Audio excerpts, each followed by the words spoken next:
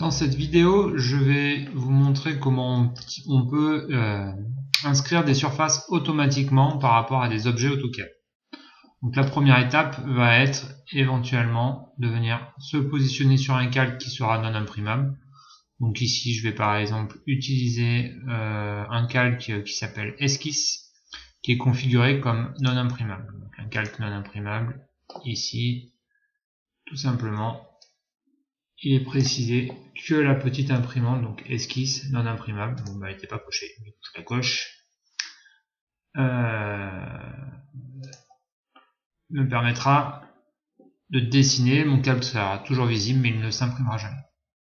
Ensuite je vais prendre un outil ici polyligne et je vais par exemple tracer sur ce calque Esquisse le contour de la surface de la pièce. Donc je vais venir ici, je vais venir jusqu'au seuil de la porte.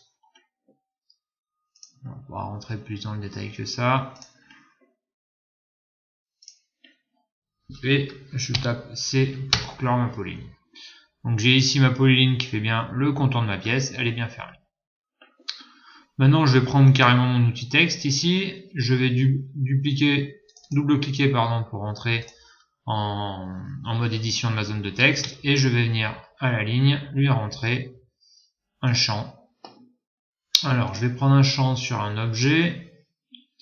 Du coup ici je clique sur objet, je viens lui choisir objet et je viens cliquer sur ma polyligne. La première propriété qu'il me propose c'est justement l'air. Bon, mon dessin étant en centimètres, il va falloir que je fasse une conversion parce que sinon je vais avoir ici ma surface en centimètres carrés. Donc pour ça, déjà on va lui demander 2 chiffres après la virgule et dans le format supplémentaire on va pouvoir lui demander un facteur de conversion. Donc le facteur de conversion c'est 0,01 au carré, donc ça fait 0,301, ce qui me permettra d'avoir un box ici 9,12 mètres carrés, ça me semble cohérent.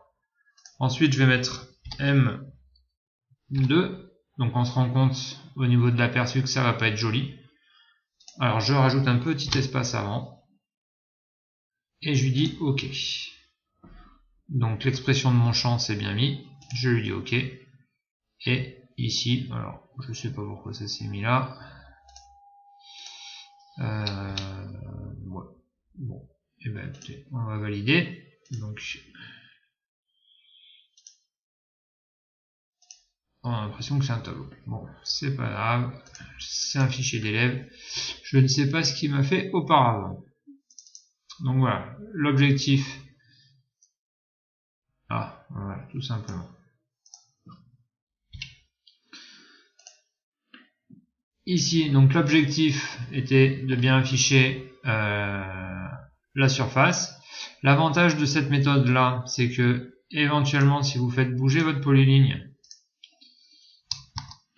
vous pouvez régénérer l'affichage d'AutoCAD et celui-ci vous recalcule, vous voyez, la surface. Donc je vais la remettre correctement et je régénère.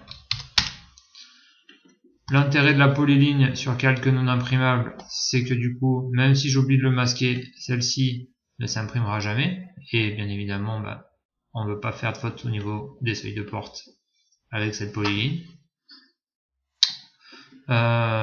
Ensuite, l'aspect gris, c'est tout simplement pour nous indiquer que c'est une valeur automatique calculée par AutoCAD. À l'impression, bien évidemment, ça se voit pas. Donc voilà. Merci pour cette attention et je vous souhaite à bientôt.